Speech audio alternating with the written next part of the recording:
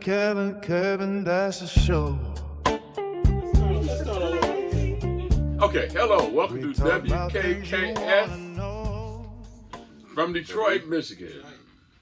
Our gracious host, Bobby Patterson. Our gracious host, Bobby Patterson, Just left. who just left. You just heard him yell downstairs, "Okay, you boys, turn the lights on up. You go the hell out of my goddamn I house, really you think son of a that bitch." Bobby Patterson made a great name for a soul singer. It was a soul singer. It is a soul singer named Bobby Hey, Patterson. Bob, okay. Now, Bobby Patterson and now what would a good name be? June bugs. That's not for a soul group, but that sounds kind of Patterson. the June Bug. The June Bug. That sounds like a garage rock band from 1965. Nah, we got a little band called the June Bug. Bobby Patterson and the Thunderbolts. Thunderbolt Patterson. Yeah. All right. That's yeah. damn good. That sounds pretty damn good. What was it? Kevin Robinson and the what? Robin Hood. Hookers. Who's that guy who had that video out? He had the girls in the background dancing. Yeah, Robert Palmer. Yeah. Kevin Thompson. What was Kevin Thompson and the what? Kevin Thompson and the Tommy guns and the Tommy guns. Kevin Thompson and the Tommy guns. Yeah, it's not. Nice. Wendell, there's nothing you can do with my name. My name is just not a showbiz name at all. Wendell Watkins. And the drug dealers. Yeah. Watkins. That would actually, you know, it's funny you said it would take something like that to make the non-showbiz name of Wendell Watkins into anything that would be the least bit showbiz. Wendell Watkins and the drug dealers. I want to know what kind of music those guys play.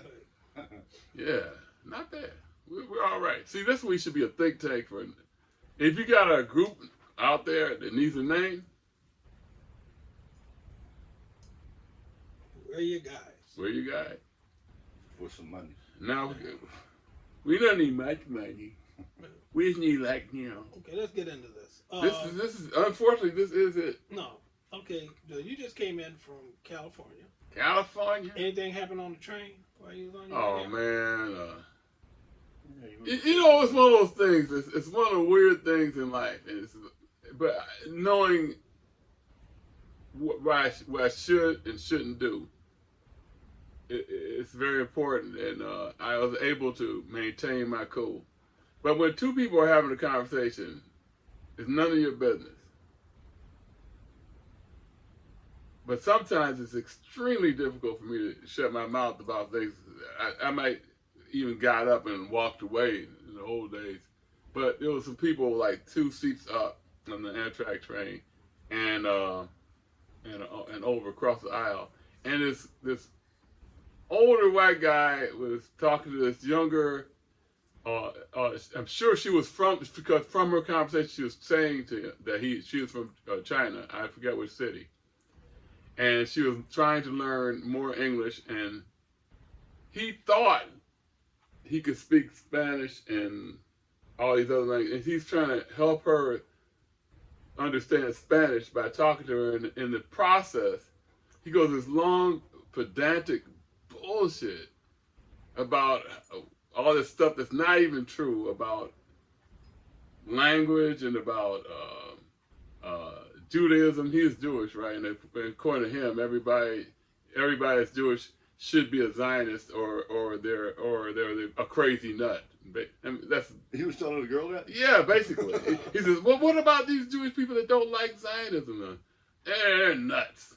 You know, but it's not my place to enter into that. You know, I can't. He didn't. It's just, you know what I mean? It's like one of those things like you're on a bus or something like that. Somebody starts talking some crazy ass shit. This went on for around 100 miles. He's telling her different things. I can't really get it right now, but he's telling her one thing after another, and he's got repeating the first 10 numbers in Spanish, and he's saying them with absolutely no Spanish accent, and I'm like going like, and this Spanish speaking woman across the aisle from me, and I could tell her she's like every time that he's saying something, she's going. No.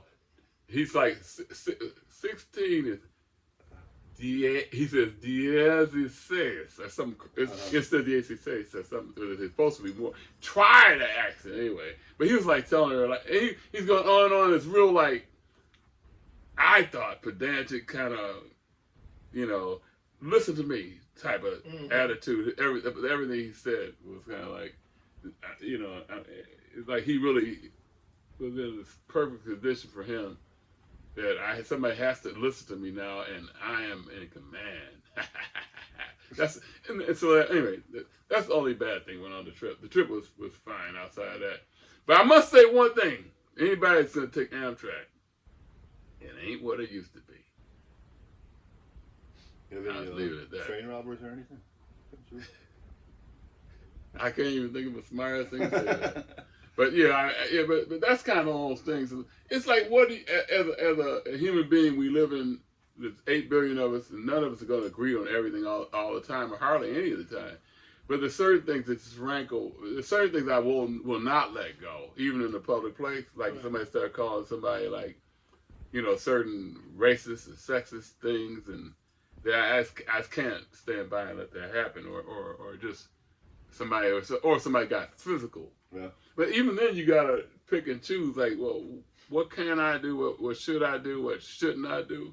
You were just talking this morning about this situation about what do you do if you see a woman and laying down the street and she's obviously unconscious or something like that. So the first thing you should call EMS. And instead, like this guy in the video, he was like picking this woman up all around her chest and stuff like that. No, that ain't right. Yeah, I was trying to help, but you're not helping, man. You don't know what's wrong with her. So you don't know, and so like being out in public, and you hear two people talking, you don't want to be that guy that interrupts where you had no business being in the first place, and escalate the whole situation. Right. By the way, on that same train ride, later on, there was this Russian guy. I know he was Russian because he said he was. He got really mad about the person he was talking to on the telephone. He started cussing like real loud, and he started yelling and screaming, and shook everybody up on the train. And there's this button, an alarm button you put. It was so funny because it's like I heard around 10 people pushing the alarm at the same time. What, you got a security guard come down? Well, a conductor. One of the conductors came by, and he was actually he did a very excellent job of handling. Him and the attendant did an excellent job of handling it. They let the guy talk, and the guy was extremely rude. But he let the guy talk, and he handled it very well. And the guy was, Was the conductor wearing a hat? Yeah. I wonder if they're trained for like They violence. used to wear little conductor hats like in the Three Stooges and stuff. It's just like It's bizarre. It's bizarre because you can't get to the point. That was the whole point. He handled it real. How did he handle it so well? Yeah, but then I understand that part, but he said, "Do you have a hat?" Right, to break you out of your mode there. He did a good job. He did a real good job. Did the conductor wear a hat? What? Yeah, that threw me off. That's right. They're supposed to.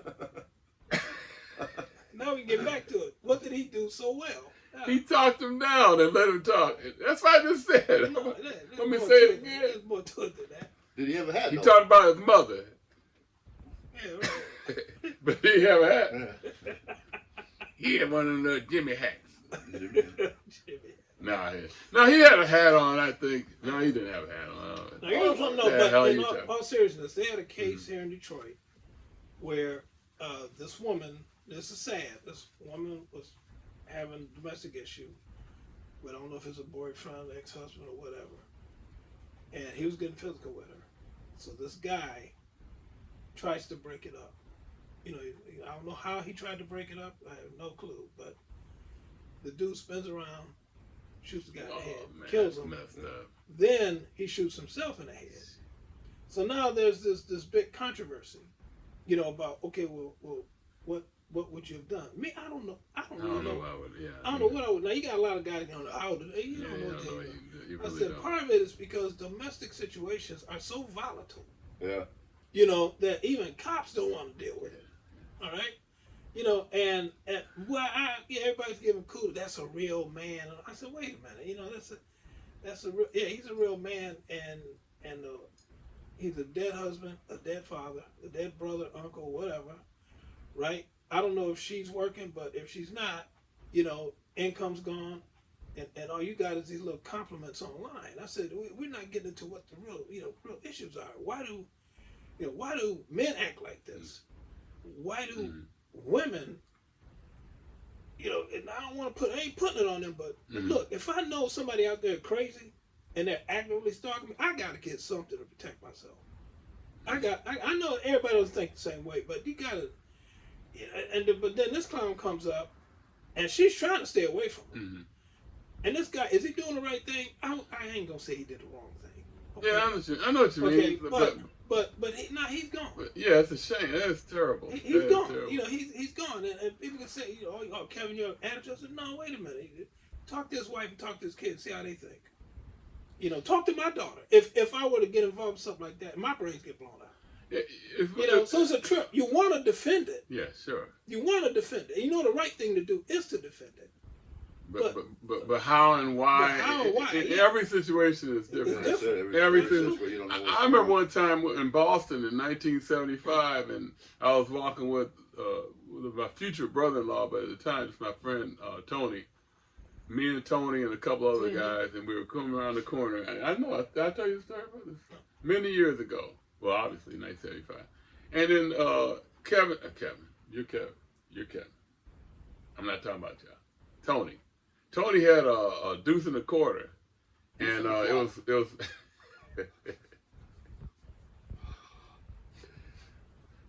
She's a hooker. Anyway, no, but okay. So Tony has this deuce and a quarter. So we were coming out of this Subway shop at Oogie's. Anyway, and we saw this guy had this woman, apparently his girlfriend or wife, whatever. And he was had her in the car. He was putting his hand in her face, and she was leaning against the deuce and the quarter, Tony's car. So we had every right to walk over there. And so he was and he smacked her or something like that, right? Yeah, he smacked her. And so then Tony did something that was totally this. Every situation is unique. Right. And this situation was absolutely nobody complained about this. He tapped the guy on the shoulder. He goes, "Get off my car." Just as calmly as possible. Tony's a bad dude, and he's a bad dude because he didn't handle himself like that. He's very calm. He said, "Get off my car." And the guy says, something like, "Fuck you," or something like that. So Tony goes, and the guy turns around to maybe hit Tony, and Tony, before anything else, he goes, "One time." And the guy went, just like in the movies. He slid down that car. He was out the car. I mean, because after he hit him, he went onto the car and right down. Just like the lady went, "Stop it, leave him alone." I know she went after him. Right? Yeah. And that's so you never know. That's part of the problem. And so if say for instance, domestic ones, so say for instance, if the same thing happened, say we came out of the place, and say they were against the building and not his car. Would Tony have said, "Hey man, leave her alone"? I don't know. I don't know.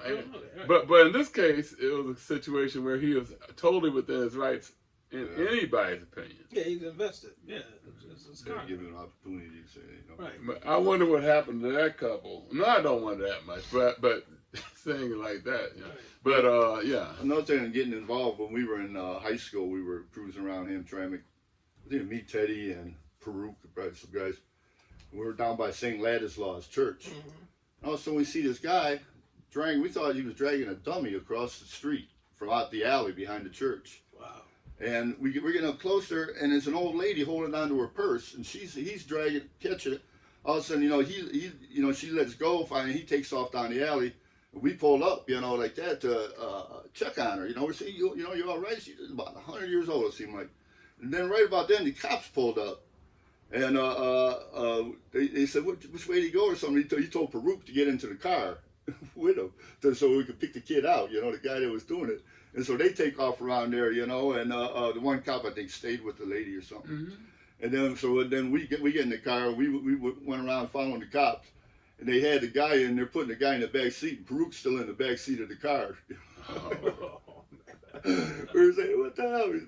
They did that in Seinfeld too. Right, later on in that episode. They They put them in the guys. You can see Farouk's because we were behind the cut. Farouk's over like this. Yeah, he's like, but boy, they just forgot about Farouk. Yeah, I guess I know they threw together, but they eventually took. How was the old lady? Was she all right? Yeah, she was just like bruised up. She just wasn't letting go of her purse. I don't blame her. And the guy, but it looked like she was a dummy, the way he was just dragging her across the street, man. I said, oh my God. And so we jumped out, I think we were gonna stop it when she let go and he took off. Yeah. But then that was so funny how he put her in the back seat. Farouk was scared and he was shitting his pants back there. But what's interesting though is when like the situation I talked about, how many of the comments these men are.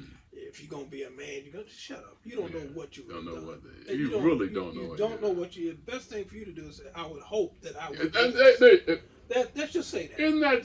Doesn't that make sense about a lot of things? Right. I would Just be more equivocal about shit you don't have the slightest idea. Yeah. I've had a gun at myself a couple of times, and all 3 times I was surprised at what happened, and I didn't know what I was going to do, and still don't. If there's a next time, which I hope it never happens. I had a gun put on me one time, and it's funny, I was extremely calm. I was very calm because I was with a girlfriend. Very brave, too. Very calm with her, and I remember the guy says, oh, you got a good-looking girlfriend, something like that. And I said, you're not going to touch her. And I wasn't being a badass. This is, as far as I'm concerned, she's out with me. This is my responsibility. And he looked at me and said, you want to die tonight? And I said, if I have to.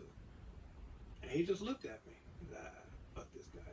He took off, And I got in the car. I was like, damn, it's like, but I was calm about it. I'm not saying I'm going to be like that in every situation, but that situation I was calm because I felt protective of her, and would you have went down? Yeah, I went down for, of course. What I'm going to do, run? Hell, I remember that very well when you came back and you were telling us about that story.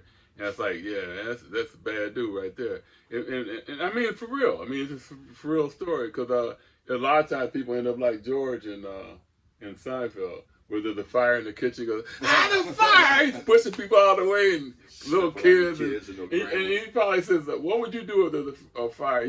I would never do that. And then they would do that. On the other hand, somebody might say, what would you do in the situation like you were in?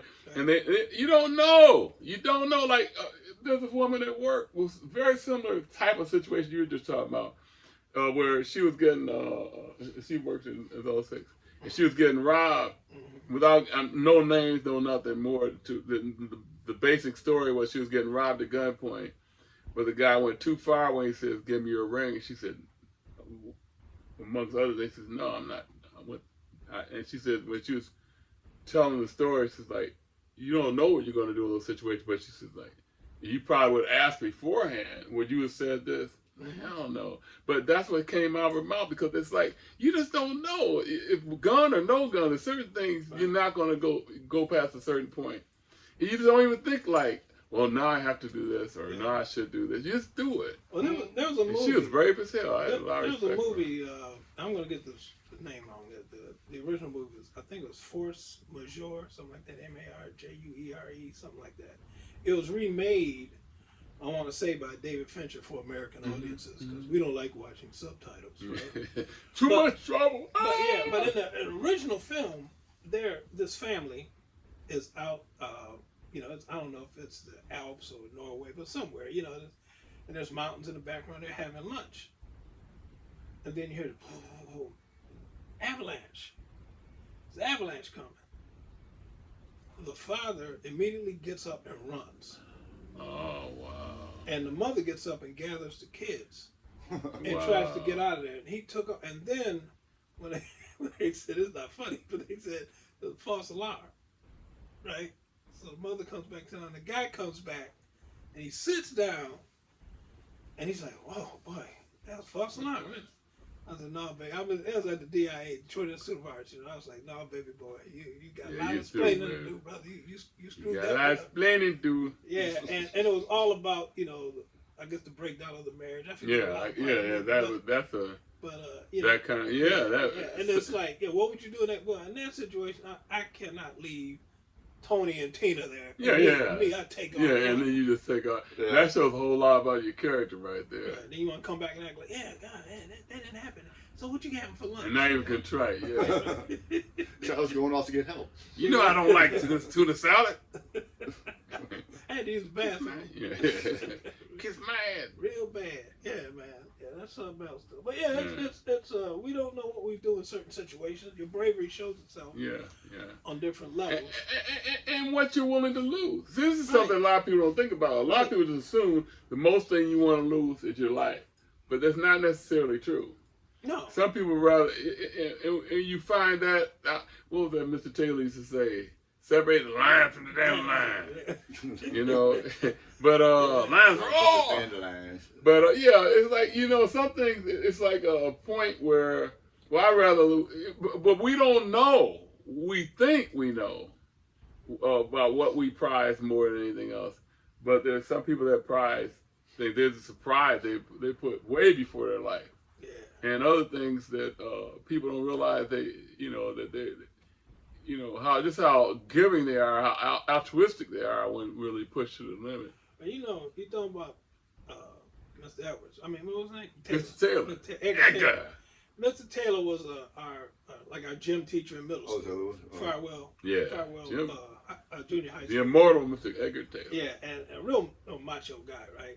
And he's talking about, you're a lion or you're a dandelion. And he had us doing planks, Kevin. And he said, we're going to see who can hold plank the longest.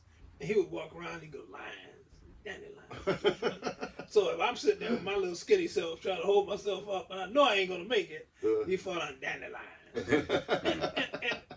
and Velton Johnson, of course, he had a six-pack. I don't know where the hell he got it from.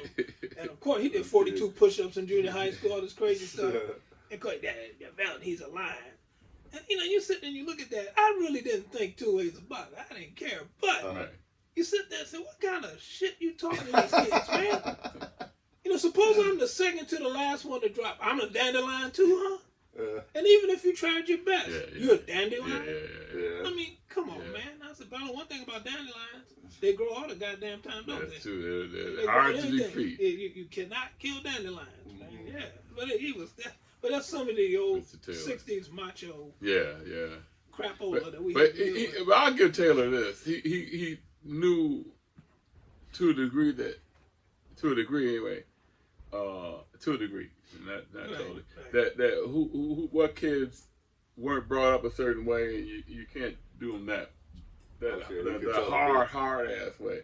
He knew some kids were like didn't grow up that way. He didn't pick on them. No, he didn't. Like some dumb teachers or just teachers in general would just, it's like, but Taylor is more like, I think you might not agree with me, but I think his heart was in the right place. It's just that, but he was just stuck in his. Oh, he's stuck in his time. Yeah, brought up in the 30s and 40s. Yeah, right. Oh, You gotta be a tough how old was guy. he when he was? He was probably in the early 40s, I would assume, which means he was probably born in the 1920s, which means he grew up in the 30s and 40s. Right. One thing he did do, though, you remember Travis Cage? What a name! That sounds like a movie star. Travis Cage. Starring Travis Cage. Saying, she's a hooker! A recurring thing. But Travis Cage was at Pershing. He went to Pershing. He was he's one of these, he was short, he was heavy, but he was very agile. And very athletic. He played football. His brother, Munsell Cage. Munsell? You remember Munsell? Muntzel? Munsell Cage. Munsell Cage. That's a hell of a name. That's a name to go along with that movie of Travis there. Right. And Travis actually, his brother Travis, when I learned how to swim, Travis taught me how to tread water. He taught me how to tread water. Yeah, right. But Travis had his knee busted up when he was playing football. And they put him on the operating table, and something went wrong. And he went into a coma. And every day that we came to gym, Mr. Taylor would have everybody have a moment of silence. He said, whatever prayers you want to give him, said. And he did that every day. And then Travis did die. He did die of that. He had a knee injury and died on the operating table. Wow. Okay, I don't know if he had a heart attack or what, but he died on the operating table, man, and we were all messed up about I that. guess so. Yeah, that was Munsel's big brother, man. It goes to show you, it's yeah. How old were you guys then? 13, 14. I remember the first time one of my classmates, a little girl, got hit by a car. Oh man. And they come in and said, and everybody's freaking, what? It's just like that. What grade were you in? That'd have been second or third grade, something like that, man. Yeah. Well, I'm gonna tell my story on that is Donna Higgins. I'll never forget her name. I'm gonna start crying just think about it. Although it was in first grade, but we came back from summer school, and the teacher said Donna won't be for a year. She had died. Wow. And she had some childhood disease. I can't remember really? Wow. my childhood. Mine was something like leukemia or something like that. It's like, it hurt me then, but the older I got, the worse it was, because it's like she never even had a chance. Yeah. Right. Yeah. Yeah. It's weird how you process grief as a kid. We had in the projects, Journal Troop projects, 4740 Stockton, baby. That's why. Woohoo! And with the Matthews family, Ed, Xavier, and Carl. He had Alice, the mom, and then he had Ralph was his father, and Sam was the uncle that stayed with him. So they Uncle Sam. Yeah, Uncle Sam. And I want you. And Alice was killed in a car accident, I believe, on Mound Road, Nevada. And I heard she got decapitated. That's what I heard, But the one thing, and that tore that family apart. At that point, that family sort of just disintegrated. But one thing about Alice that I always remember is that we could call her Alice. We didn't have to call her Miss Alice. She preferred Alice. Thank you. Right? And she, I remember one time I went over the house, it was June. It was warm. And I said, Ed home? Because Ed was more my age. Yeah, come on in, boy. Come on in. I came in, and she had up an aluminum Christmas tree. Okay. All right? And I said, Alice, where you had a Christmas tree up? Christmas not for another 6 months. She says, oh, you don't understand, Kevin. Oh, what? She said, in wintertime, I give them all their winter toys.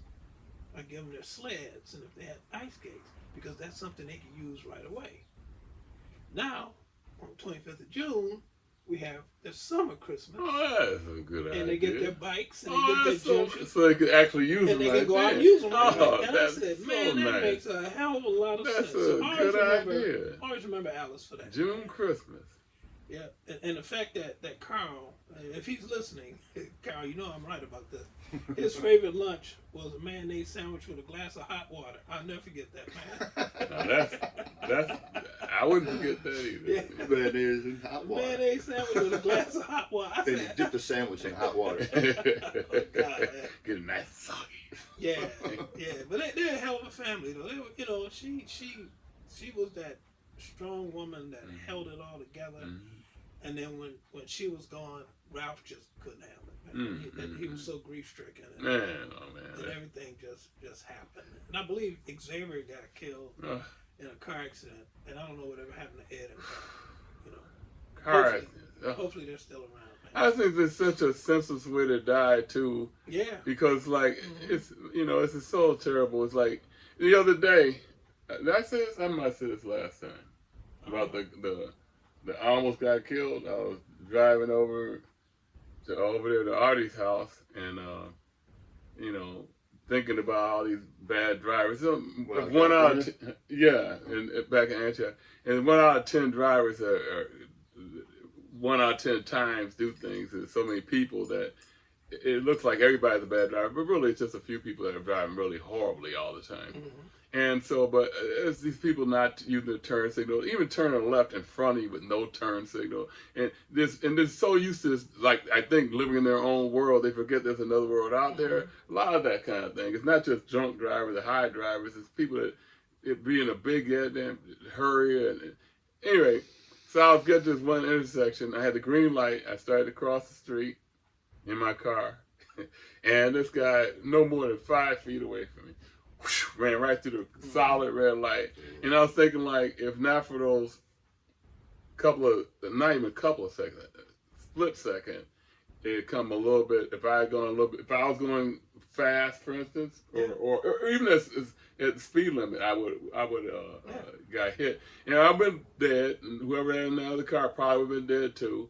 And I would be sitting here right now, and I had no time to say goodbye to anybody. Everybody would say, "You remember? Hey man, you know what happened to Wendell?" And all that kind of stuff. All because some stupid son of a bitch is trying to either not be to work or doesn't want to wait for 20 seconds for a light or whatever. Most of the time, most of the time they're the ones that survive it. Right. They'll survive it and they'll kill somebody else. You know? Yeah, well, I'll tell you. They do. A lot of times they do. They walk away from it. Yeah. But whatever the reason is, like, you could destroy your life and other people's lives over shit that you really think about. It's like, wait a minute, I'm running around this 2-ton destructomobile that kills at least 50,000 people in the United States alone every year. Maybe, just maybe, being 2 minutes late to work and the boss is looking like this at me isn't worth risking my life and everybody around me for.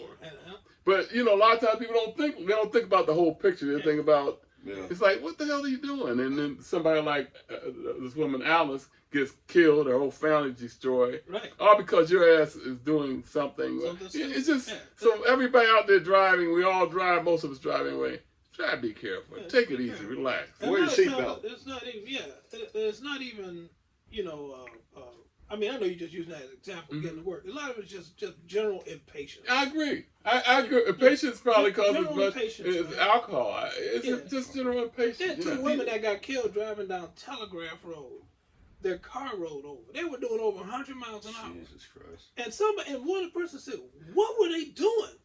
You're right. What are you doing that you're doing 100 miles an hour down Telegraph? Yeah.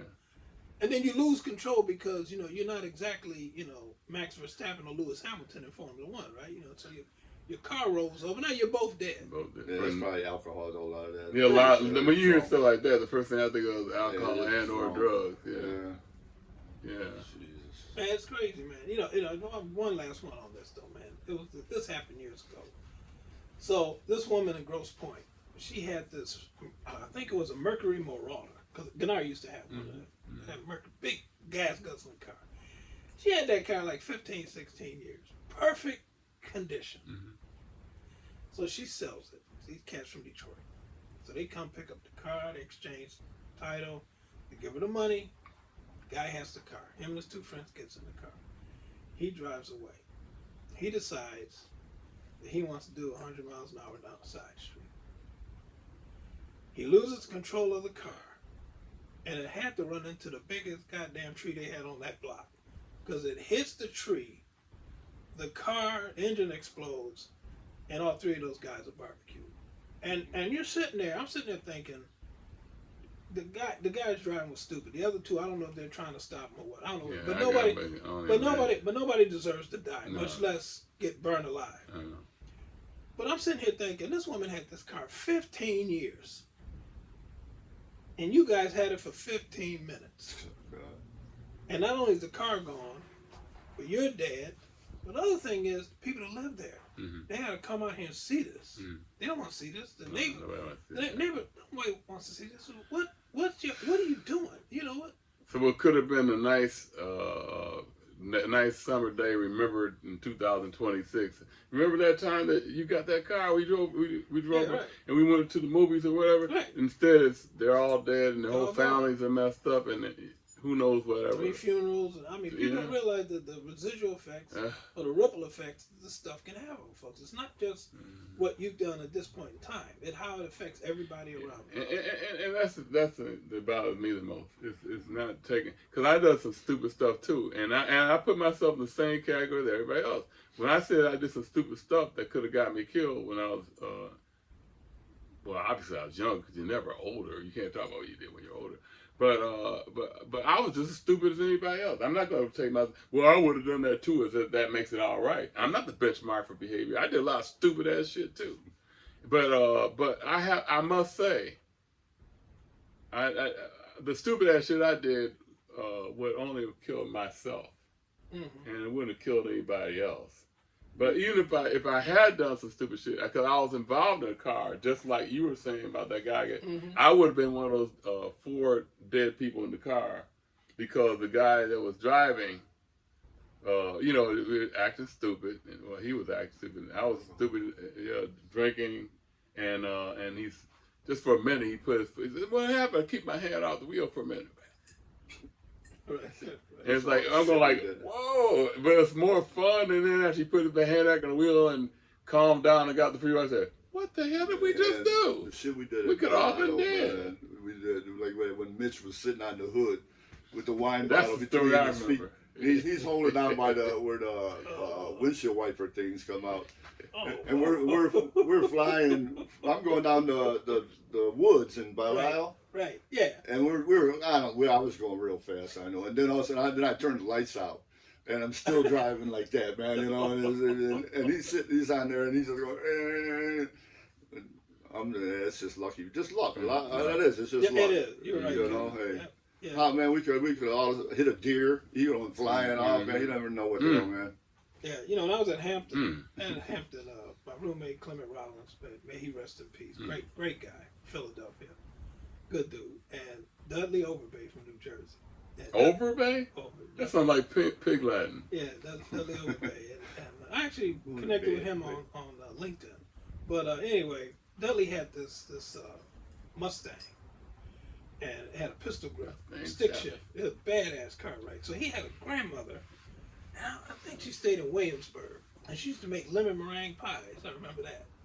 So he said, "Come on, man, go to my grandmother's, man. She can give us some lemon meringue pies." So we hopped in the car, and he had a little small back area, not so much even a back seat. So I was back there because Clement was taller than me, so he was sitting up front. So we drove out there. His grandmother was real cool, man. We all had a slice of pie, and she, "Okay, Dudley, take a couple pies with you." Cool, you know. Well, on the way back, I'm scrunching on the back. Dudley on Highway 64, which was in immaculate shape. Okay, beautiful asphalt, man. This immaculate shape. This fool decides to do 120, and I'm back there going, "Dudley, slow this damn car down." I said, "Slow it down now." And he said, okay, man, okay, Kevin. I said, "Slow this goddamn car down." So he slowed down. He got down to 60. And I said, "Look, you can laugh if you want to, man." I said, "But I just, you know, in my hometown, these seniors, guy got a new Camaro or something. It was a pretty famous case." Okay. And he drove that Camaro and ran off the road and killed a couple of his friends. And the guy that was driving, I believe, became a doctor, ended up becoming a doctor. But he said he never forgot that. He got this fast car, ended up killing a couple of friends. I said, "I'm back here, man."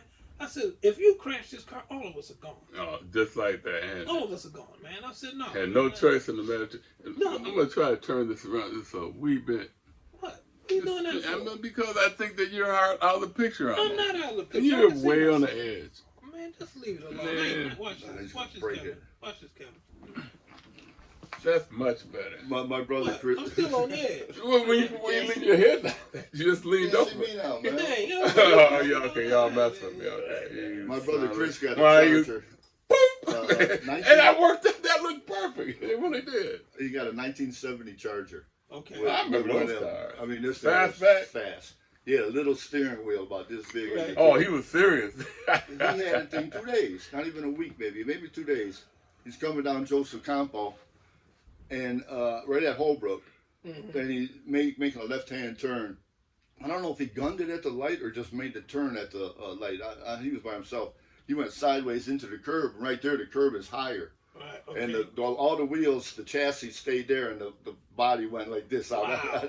Wow. The car was totaled, just like that. He didn't even have it a week. Nobody. It didn't hit anybody though. No. Thank But goodness. that's where I always said shit. I was glad it was gone. So he would have probably killed himself or Oh, somebody yeah, in that absolutely. car eventually. As fast as it was. Yeah, you're right. Oh, man. At least this way, nobody got killed. Yeah. Nobody got hurt. Well, he got hurt a little bit. Just financial wise, man. Right, He make payments on it for a long. Right, the On insurance not something he going to never cover that. had. Insurance not going to cover that. No, No. that's a... So, You know, man, you talk about a Dodge Charger, man, it triggers my memory. But freshman, Clement had a Plymouth Duster. I believe it was, yellow. And this he had car, an orange one. and this car was fast. I mean, for some reason, it was a freak, right? Now, it's this other guy, he was from New York. He had a 67 Dodge Charger. And it was a fastback. Yeah, I love those. Right? So, and Clement could drive. He could drive his ass off, man. And he'd do all his shifting, you know, as they say, on the tree, right? Mhm. 3 on the tree, right? And so Clement went. He said, "Man, I'm gonna go off and race my car." I said, "Okay, man." He said, "You want to come?" I said, "Nah, man, I'm stay at the dorm, right?" So he comes back. He's kind of laughing. I said, "What happened?" He says, "Man, you know my man from New York." I said, "Yeah, I forget the guy's name. I want to say Keith, but I'm not sure." And I said, "Yeah, man." He said, "He ain't got that Charger. He thought the Charger was the shit, man." He said, "He gonna tell me, so you want to race Clement?" Clement said, "Yeah, I'll race you, man, no problem."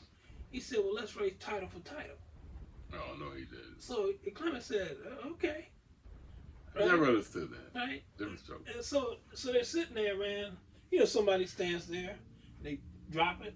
He said, Clement, as soon as he dropped it, man, I came off the gas. My ass was, boom, I just took off. He trying to get his shit together. Clement, shoom, killed him. He just wiped him out, man. He got up. He said, "Man, Kevin, this guy was crying his eyes out, saying, please don't take my." Clement said, "Keep the goddamn car." You know, it's just Good don't for talk. him. He said, "Just don't talk smack." Good guy. Yeah, It maybe learn a lesson that way Right, without right. losing his car. Now, you know, what do you think would have happened if that was me today? I think you would have done the same thing. No, I wouldn't. I think you would. I'd have taken that damn I don't Charger think and you sold your shit. Nah. Shit, that'd have been my car. Because if I'd have lost, you'd have taken mine. So, That's. But I guess the thing is, I would never ever got into a thing like well, that. I wouldn't have done it. Yeah, right. yeah. But Clement was cool though. He said, "Just keep the damn car, man." The guy Is was it- He was crying. So his reputation was kind of like Yeah. screwed up Oh, now. completely. You know, because he looks like an idiot. You know, because I said, "Yeah, he talking." Well, no, who would race him after that?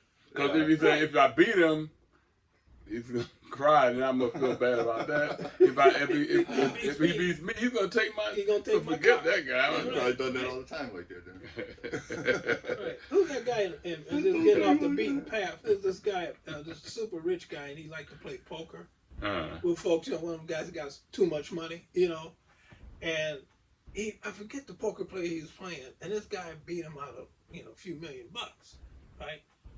And the dude refused to pay him. No, that's bullshit. And that's then bullshit. so what he did was he sued him. I think that was Toby Maguire. I think I read something about it. It might have been Toby Maguire. I know he's a good poker player. Yeah, too. might have been him that they played some billionaire and the guy's I ain't gonna pay you or something. I'm I'm not Yeah. gonna pay you. They sued him though. Yeah. They sued him, and he got paid. But the thing is, Good. somebody wrote in the comments. They said, "Yeah, I wonder if anybody wants to play that billionaire game." I hope not. Yeah. Because if he said, "Hey, you want to play?" No, we don't want to play. Hell with no, you, I man. want to play. No, hell no, No. man. And you're a billionaire. I never. You know, you That's lost like- that's $3 like- million bucks, and you're a billionaire. That sounds like Donald Trump with that guy. This old white guy was talking about this on TV a long time ago. He said he supplied this handmade furniture he would make in his shop. Okay. And so like to some hotel or Trump's or something like that. So he made all the stuff, the specifications, everything was cool. Made it, shipped it, and then Trump said apparently the bean counters figured out, well, he's just like, we're not going to pay you to set agreed upon price. And if you want to take us to court, we'll pay you something else. But if you want to take us to court, it's going to cost you more Yeah.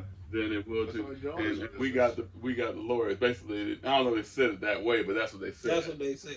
And so he said he had to settle for a way lower price, and he said that's why he didn't like the guy. This is a long time ago on some news show, but it's like that kind of person. It's like well, I don't even understand how people like that can live with themselves. But I do understand because their philosophical core is rotten. In my opinion, it's like there's a siren going on. Right. Back home in Detroit. That's right. No, I hear a lot of sirens in Antioch too. Who would do business with Trump? You know, I mean, he had, the dude had a reputation for a long time. I don't know. Maybe he Right. just Yeah. it's the I don't know. You could say, oh yeah, I worked with Trump. You know, if you're trying to get jobs from somebody else, or a lot the of times, prestige of work. You know, a lot of times people that have a reputation, but I meet you, right? I say, hey, did you hear that about me, Kevin? No, that's not true. Yeah, look at me, man. Would I just look you in the face and lie to you? Yes. Because in their mind, in their kind of warped, that kind of attitude, their kind of basic philosophy is so selfish. They don't see anything wrong. They really don't see anything wrong in that. Yeah. The only thing wrong to them is getting beat. Right. I mean, that's like one of those American traditions. One of those they clean. It's like it's not like live and let live or do unto others. Instead, it's don't get beat. Yeah. Don't tread on Who's me. Trump's mentor? The lawyer, Cohen. Oh, Roy Cohn, he's a low down Yeah, son of a bitch. yeah, that was his Low life, philosophy. man. So if you look at him, man, that's the same way. Like he taught Trump how to The do this principles are whatever gets you ahead. That's what Yeah. like Ayn Rand. This crazy. This guy that was in the same company I was with, he was telling me a story. We were at this equipment convention. He was telling me a story of something that happened to him, and this should happen a lot. He says, "Man, we were going to bid on a job, for an automotive company." He says, "I took back all the information from them." He said, "Kevin, I wrote this proposal. It was perfect. It was absolutely. I knew I had done a great job. I went in, you have a 2-hour presentation, you have like 45 minutes to present, then they bombard you with questions and shit, right?" So he said, I went through all that, flying colors. And they said, "Okay, let's hold on to this, we're gonna get back to you." So they got back to him, and he didn't get the job. What he found out is that they took his proposal, they gave it to a friend of theirs, and presented it as his, and gave him the contract. And I said, how do you feel about that? He says, "Well, I was pissed off. Don't get me wrong, but what you gonna do?" I said, "Okay, can I say something?" He goes, "Yeah." I said, "Me and you come from different backgrounds, okay?" He goes, "Yeah." I said, "That's how people end up getting killed." In a minute. I said, "That's how they end up getting killed." I said, because he said, "Well," I said, "No, you may not agree with it, but what I'm trying to tell you is, you don't know if somebody presents that's their last chance at doing something. They got bills, they got all these pressures on them, and they do all this work, and you got the audacity to just give it to somebody else and tell me, go fuck yourself." Yeah, that's basically what they're telling. And I said, "Nah, if that guy would have came back there and shot all, if you'd have came back there and shot all 3 of those guys, right? Everybody be harping on you being a bad guy, but they would absolutely, well, yeah, they did that. It was wrong, but there ain't no buts. That's about it. There's no buts." I said, this. And even as a lawyer, we got the lawyer. Okay, so now you sit up here, you taking the side to this bullshit too, right? Okay. Yeah, I said this. It's messed up, man. Yeah, and sometimes you see people, they go on a nut and they do Yeah. something, but you got to dig into the background. Yeah, well, why? Why did this happen? Yeah. Yeah, It's like that guy that made the furniture for Trump. I would have went back in there and secretly did something to that furniture, in that casino and shit. It's so hard, but that's the thing when you have the power of the state behind you, whether it be the police or the government or money. If you have the power of that behind you, it's very hard for people to get revenge on you. Yeah. So and they know it, and Right. they use it against you.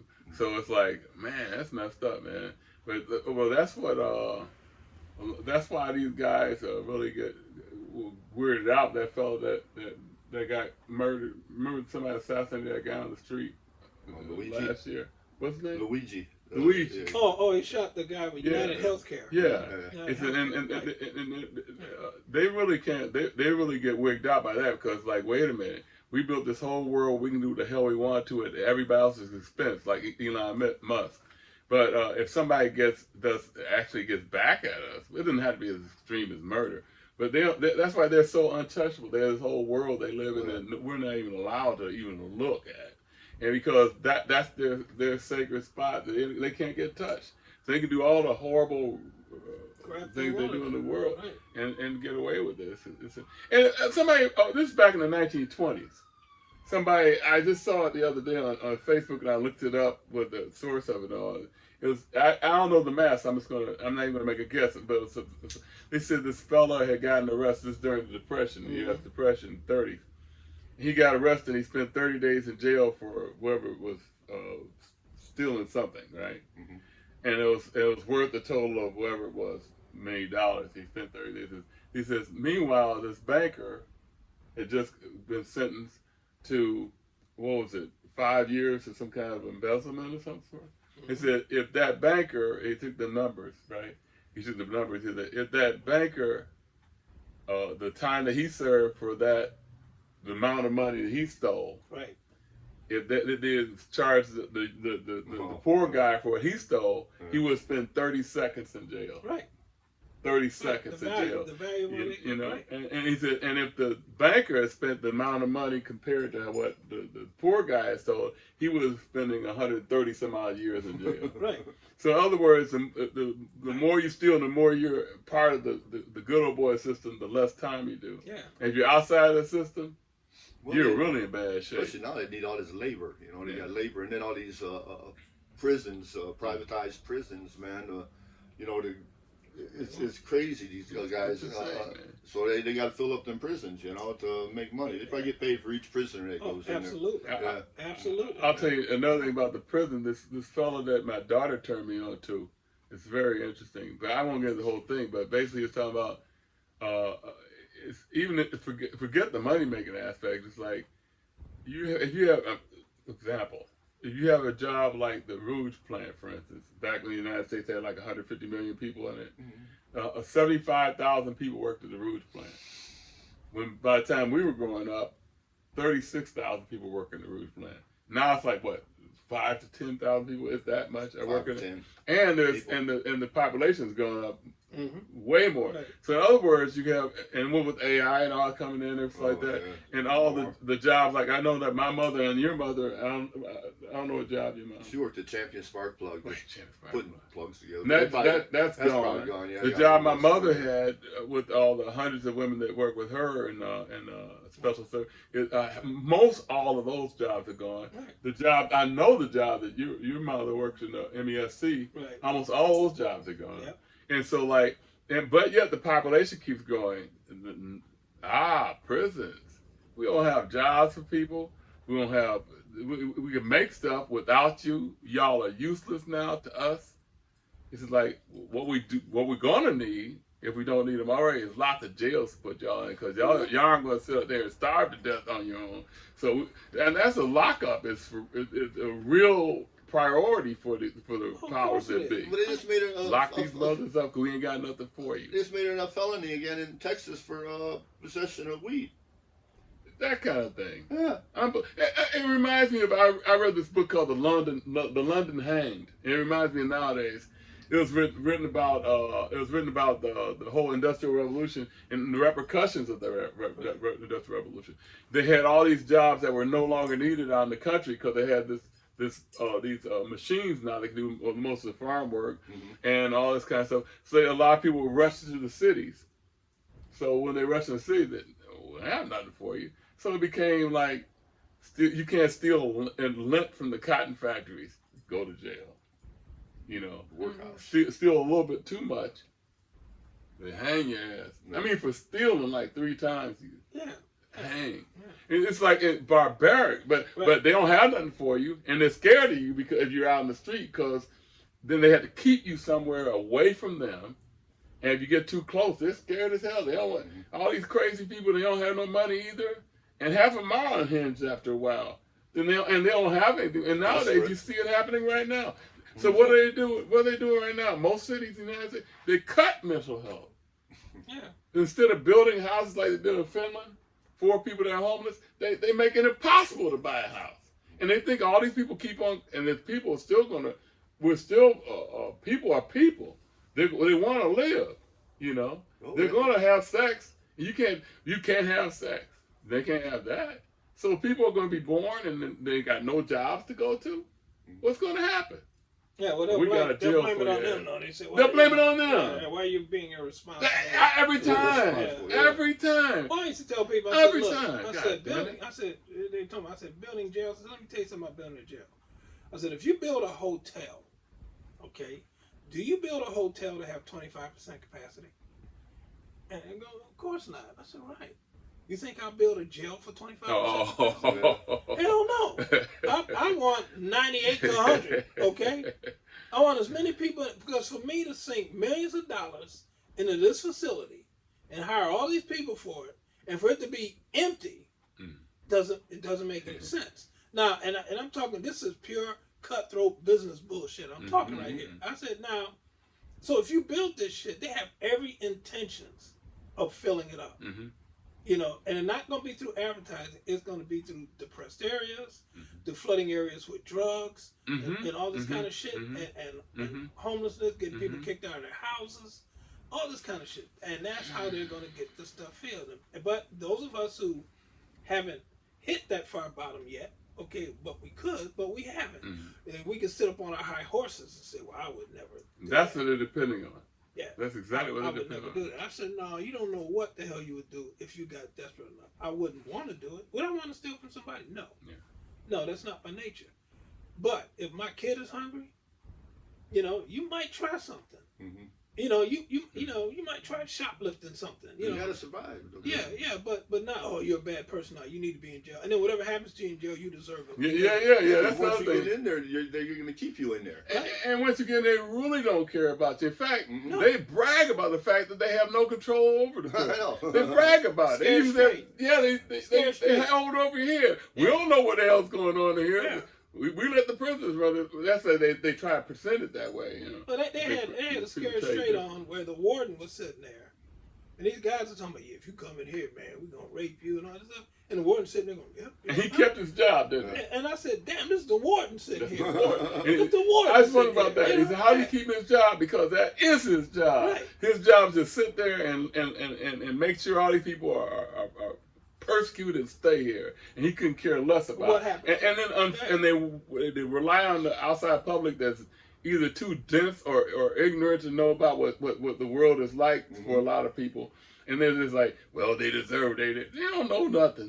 They rely on people not knowing shit. Yeah, but they deserve it until that keyboard warrior has that drunk driving charge where he accidentally killed somebody. Now he's in the middle of this shit. Well, this is not right. Well, it was right, a few minutes ago, right? I said, you got to have empathy, even if you're not involved. You got, because you never know. One day you might be. And maybe there are people like that, and unfortunately, there's a lot of them. They don't understand anything unless it happens to them because their whole world view is selfishness. Right. The one I never will forget is Stacy Keach. Oh yeah. Stacy Keach, all that Mr. Law and Order until he got busted with drugs in London. And all of a sudden, please. Oh, no, man. I have more respect for people like that. Which you never will find them big, strong law. They get busted. No, give me my time. They don't say that. All of a sudden, it's me now. Wait a minute now. We were going a little bit too fast. Or like Trump's a living, walking, Mr. Walking hypocrite there.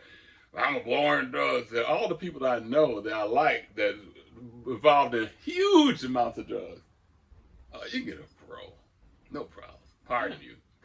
It's a bunch of hypocrites. Anyway, now I'm talking goddamn hypocrisy is that's to me the worst thing in the world. It's painful, man. But, and you got people that hypocrites. They want to be so much like their idols and stuff. You know, and even if shit happens to them, man, like a lot of Trump supporters, I lost my farm. They just tell them, give them the old piece of it. Just blame it on Obama. Okay? Yeah. Well, everything. It make you feel better now? I love the Cuban guy that had Trump tattooed on his chest.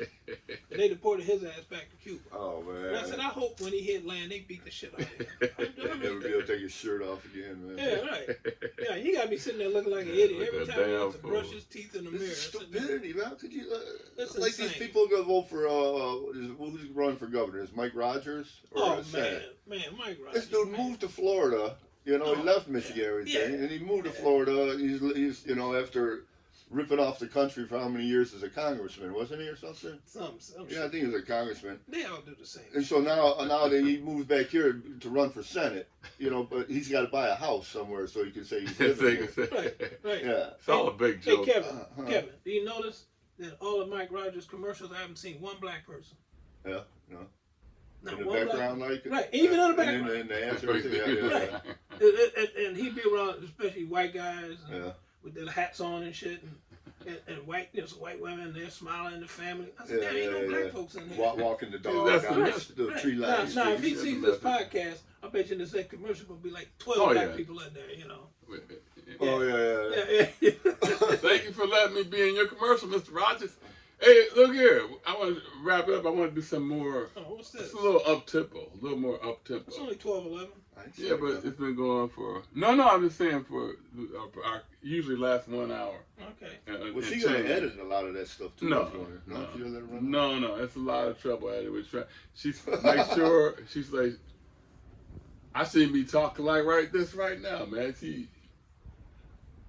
You know, I was gonna say that was very funny. Wait a minute, we used to do that.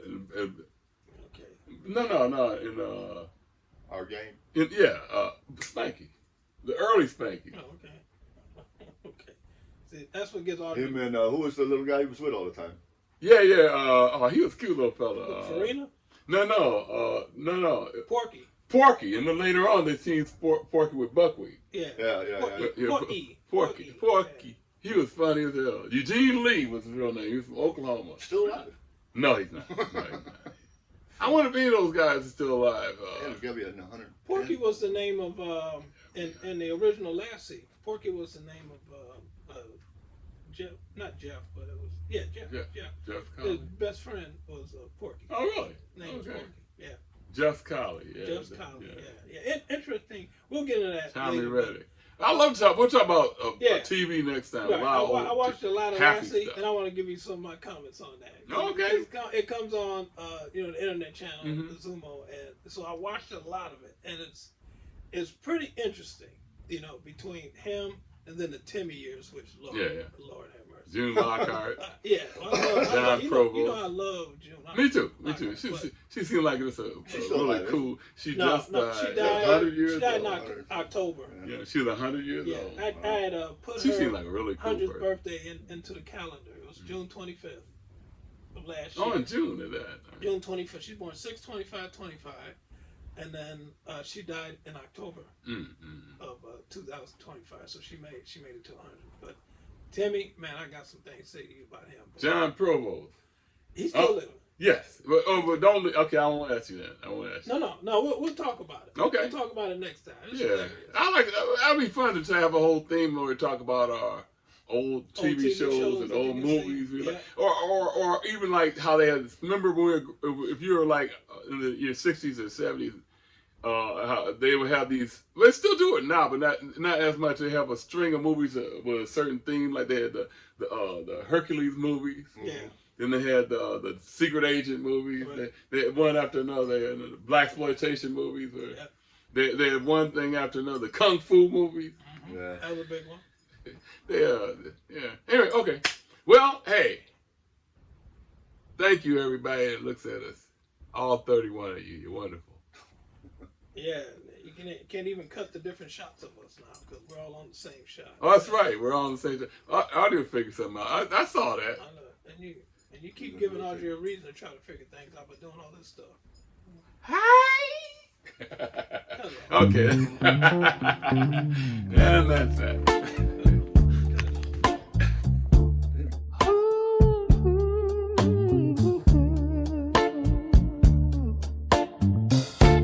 Wendell, Kevin, that's a show.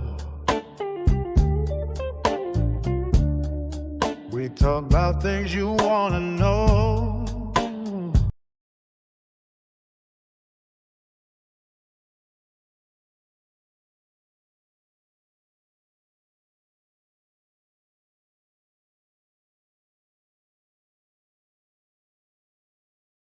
Okay, come on, Wendell, come on. Right. Man. You start talking about baseball and all Oh man, y'all need to kiss out my asshole. You nasty bastard. Oh, I'm sorry. Hello. How are you, David? That's not on Watkins. Why did I say Dave Watkins? Oh, David, I'm going to ask Dave down here. Hello, babies. This is Kevin. And this is Kevin. Hello. Hello. Hello. Yes, I'm. We're live from Detroit, Michigan. Well, at least we're live right now. You know, if somebody digs us up 100 years from now, we've been dead. We'll be already been dead for so many years. My heart is beating fast. I ain't got long to last. Let's get to it, man. You need to kiss my ass before I pass some gas. Yeah. You got the heat on down here? I hope we're not recording.